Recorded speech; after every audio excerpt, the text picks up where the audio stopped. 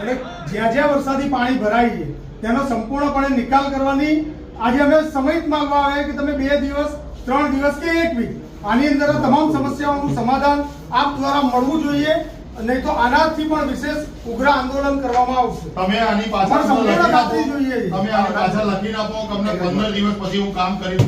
રામોલ હાથીના રોડના તમામ વિસ્તાર જેમ કે કરવા દો 15 દિવસ. નગરથી ઘેરજ 15 દિવસ થવા દો. નહીં થાય તો